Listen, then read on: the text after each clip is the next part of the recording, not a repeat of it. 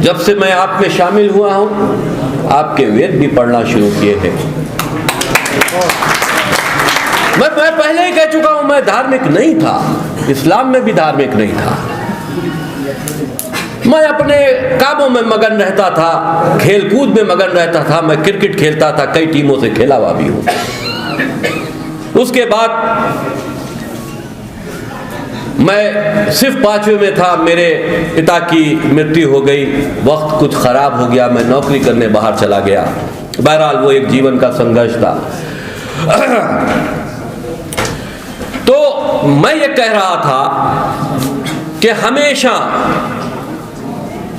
मनुष्य जाति को समाप्त कर कर पूरी दुनिया पर दानवीय शक्तियों ने, राक्षसों ने राज करने की हमेशा कोशिश की है और उनका वध किया गया है। उनकी जाति को हराया गया है और इस दुनिया को बचाया गया है। लेकिन आप बेफिक्र थे जब 1400 साल पहले अरब की सरजमीन पर ऐसे ही एक व्यक्ति ने जन्म लिया और उसने इस्लाम को क्रिएट किया। इस्लाम को क्रिएट करने के बाद उसने सबसे पहले जो वहां पर मूर्ति पूजा करने वाले लोग थे, जो अलग अलग तरह से मूर्ति पूजा करते थे, उन मूर्तियों को तोड़वाया और तोड़वा कर पहले अरब पर कब्जा किया और बहुत संगठित तरीके से इस्लाम को बढ़ाने के लिए, आतंकवादियों को बढ़ाने के लिए उसने कुरान को अल्लाह की आयतें बताकर लिखा। आप बताओ, किसी का ईश्वर, कोई भी अल्लाह, कोई भी भगवान, इस दुनिया को बनाने वाला, मुझे अल्लाह के नाम पर एतराज नहीं। अगर अल्लाह को तुमने ईश्वर के रूप में पहचाना होता, इस दुनिया के बनाने वाले के रूप में पहचाना होता और इस तरह से पहचाना होता कि हर मनुष्यों को पैदा करने वाला यही है, तो हमें कोई इतराज नहीं है। लेकिन तुमने अपने हित के लिए पहचानवाया, अपने हित के लिए अल्लाह को क्रिएट किया और अल्लाह की तरफ से ऐसी बातों को तुमने निर्देश दिए अपने गुट के लिए कि मोहम्मद जिहाद करो। किससे? काफिरों से। अपने लोगों को इकट्ठा करो और जिहाद करो उन लोगों से जो अल्लाह को नहीं मानते, जिहाद करो उन लोगों से जो अल्लाह की आयतों को नहीं मानते, वो काफिर है, उनका कत्ल कर दो। तुम अगर 10 हो, देखिए ये संगठित करने वाली बात है, हिम्मत पैदा करने वाली बात है कि तुम अगर 10 हो तो 100 पर भारी हो, क्योंकि तुम अल्लाह के मानने वाले हो और वो अधर्मी लोग हैं। भाई 10 आदमी 100 लोगों से किसी हालात में कैसे जीत सकते हैं? लेकिन ये एक हिम्मत पैदा करने की बात थी। और उसके आगे ये कहा जाता है कि अगर तुम मर गए तो शहीद कहलाओगे और तुम्हारे जन्नत में तुमको जगह मिलेगी, 72 हूरें मिलेंगी, शराब मिलेगी और दरिया मिलेंगे, फल फ्रूट मिलेंगे। ये लालच दी गई। और जिंदा रह गए और तुमने कत्ल कर दिया तो तुम मुजाहिद कहलाओगे, यानी कि सच्चे इस्लाम को मानने वाले कहलाओगे। इस तरह से बांधा गया है इस्लाम को। और यह भी बात कह दी गई कि जो इस्लाम में आने के बाद इस्लाम को त्याग कर जाएगा उसकी हत्या कर दी जाएगी। तो आज बहुत से लोग इस बात से परेशान हैं, जो इनकी कट्टरपंथी मानसिकता को समझ चुके हैं, पढ़ लिख चुके हैं। पहला आपका दायित्व है कि पहले समझो फिर मानो। हमने सनातन को समझा है तो माना है।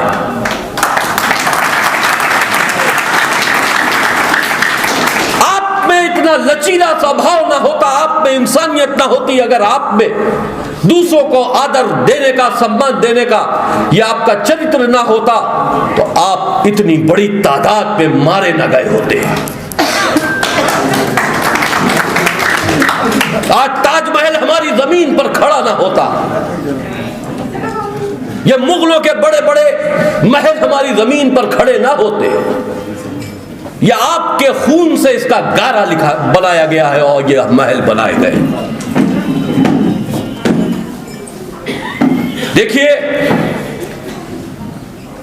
हम समाधान की तरफ जाने की कोशिश करते हैं। इसका समाधान क्या है? चाहे कोई भी संगठन हो, मैं किसी संगठन का मुखालिफ नहीं हूं, जो हिंदूवादी संगठनें हैं और अपने क्षेत्र में अपने दायरे में काम कर रही हैं, वो आपस में उनकी ना इत्तेफाकियां, आपस में मतभेद जरूर हो सकते होंगे, लेकिन उन मतभेदों की हमें कोई परवाह नहीं है। चाहे वो आरएसएस हो, चाहे विश्व हिंदू परिषद हो, चाहे वो बजरंग दल हो, चाहे वो हिंदू युवावानी हो, चाहे वो कोई भी दल हो, ईमानदारी से हिंदुत्व के लिए काम करो। अलग अलग दायरे में करो, कोई बात नहीं, ईमानदारी से काम करो। संगठित आपको होना पड़ेगा। देखिए, मुसलमानों में अगर एक इमारत में मुसलमान रहता है तो वो संगठित है आपके लिए, आपस में लड़ाई लड़ता है, लेकिन आप अगर आ जाएं तो संगठित है, आपके खिलाफ संगठित है।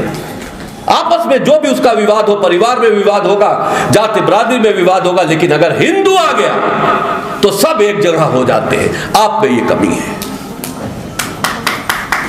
सेकुलर कोई नहीं है, आप सेकुलर मत बनिए।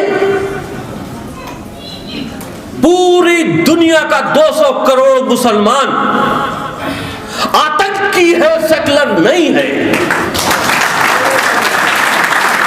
वो आतंकी जिन्होंने असलहा उठा रखा है और लोगों का कत्ल कर रहे हैं, वो तो रजिस्टर्ड आतंकी है, लेकिन जिनको मौका नहीं मिला है वो आज सेकुलर है और सेकुलर आतंकी है।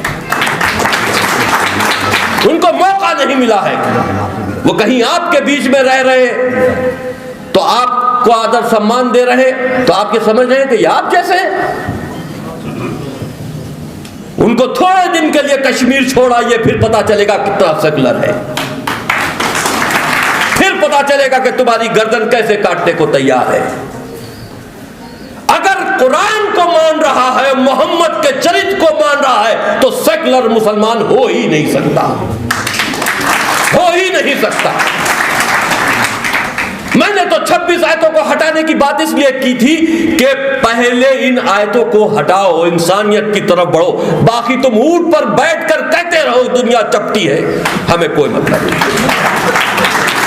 हमें कोई मतलब नहीं। लेकिन जो तुमने इंसानियत को कत्ल करने की बातें कुरान के अंदर लिख रखी है, कम से कम इसी को हटा लो। रिफॉर्म करने की बात की थी, लेकिन कोई इस बात पर तैयार नहीं हुआ, रिफॉर्म के लिए तैयार नहीं हुआ। उसका जवाब यह मिला कि हम इस्लाम से फिर खारिज हुए और कत्ल के फतवे और बढ़ गए। जवाब नहीं तो गर्दन काट लो। ये कहां है भाई? हमने तो सवाल ही किया है, हम तलवार लेकर तुम्हारे ऊपर थोड़ी ना आ गए हैं। तो सवाल का जवाब से दो, मुतमईन करो हमें। हमने तो सुदर्शन चैनल पर 1 महीना डिबेट की और हमने कहा, चैलेंज दिया कि इन 26 आयतों के बारे में समझाओ कि ये इंसानियत का कत्ल करने के लिए है या नहीं है, समझाओ। कोई नहीं आया, क्योंकि तुम समझते हो असलियत क्या है।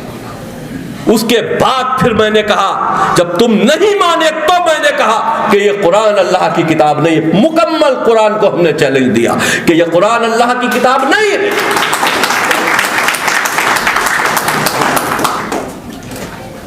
बहुत से लोग ये बात कहते हैं कि कुरान में लिखा है कि तुम्हारा दीन तुम्हारे लिए, हमारा दीन हमारे लिए। अरे समझो तो ये क्यों लिखा है। जब मोहम्मद एक कम लोग थे और बड़ी संख्या में दुश्मनों से घिर गए थे, जान जाने का खतरा था, तब उन्हीं ने कहा अल्लाह कह रहा है तुम्हारा दीन तुम्हारे लिए, हमारा दीन हमारे लिए, ये कहकर अपने को बचाया था। उसके बाद जब तुम ताकत में आए तो वो सारी चीजें भूल गए कि तुम्हारा दीन तुम्हारे लिए, हमारा दीन हमारे लिए। तुमने कहा कि जो अल्लाह को न माने उसका कत्ल करो। तब तुम अपनी असलियत